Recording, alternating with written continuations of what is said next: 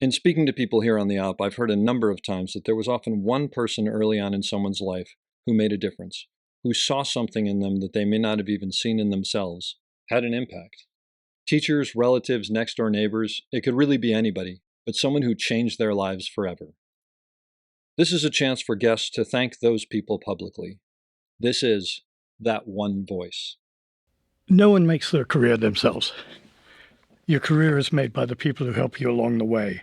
And you're very lucky when you come across those people. And I've been very lucky. I've come across several of them who have dramatically changed the course of my life, and all of them for the better.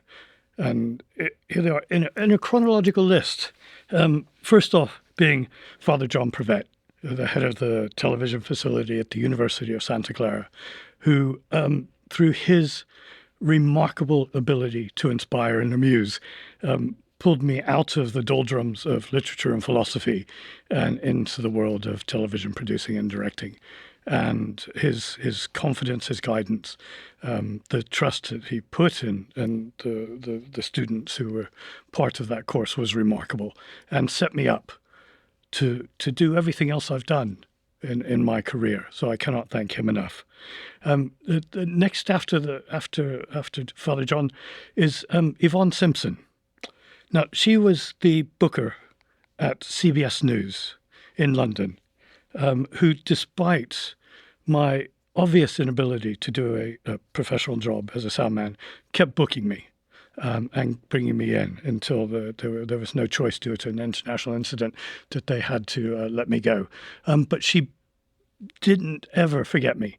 And when the necessity arose for a cameraman, she tracked me down and got me into CBS as a freelance cameraman, and again, kept booking me. And I'll be forever grateful for that. She also introduced me to Nick Follows. Now, Nick and I were a team for many, many years, and still are to this day. And we learnt together how to be news people, and had the most amazing and wonderful adventures. And, you know, he was always a better photographer than I was, and always will be, but very gracious and never really rubbed it in too much. And you know, following Nick, I had a partnership with a great news cameraman called Brian Kelly, who, you know, was a role model for me. And I so wanted to be him. And I still kind of do. And, you know, we've had a lasting friendship ever since. And after Nick was very, very sadly wounded and could no longer work as a sound man, another chap, Andy Cottam, came along.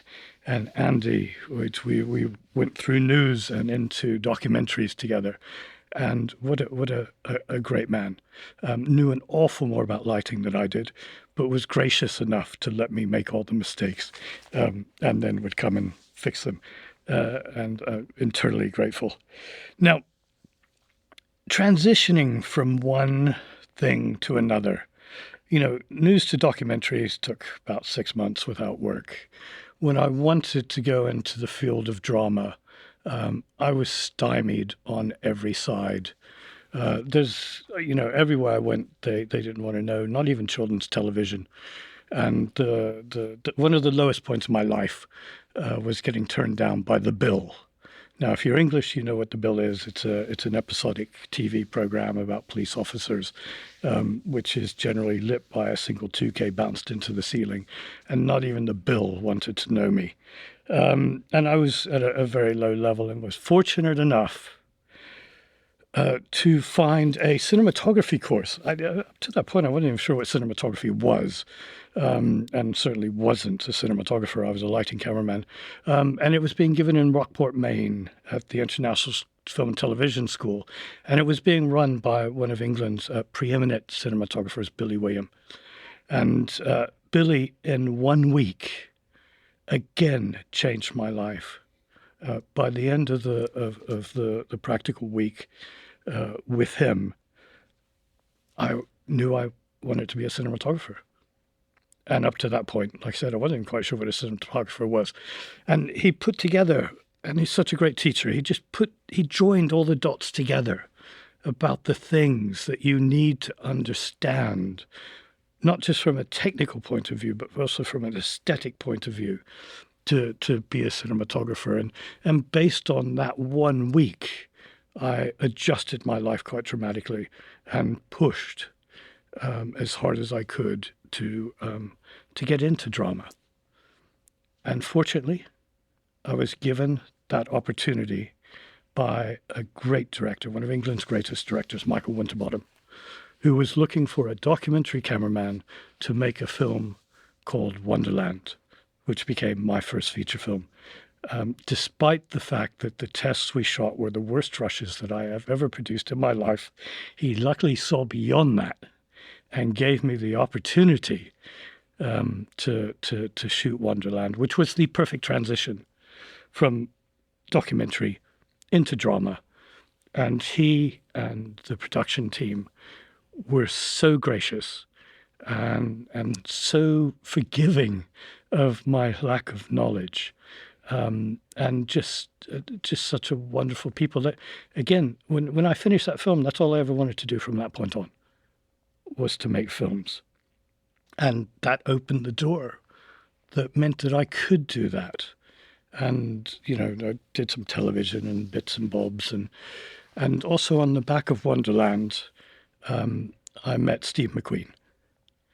And Steve McQueen has, again, been one of those people who has changed my life and changed it dramatically in so many different ways, as you know, as a person, as a friend, as a cinematographer, as an operator, as a collaborator.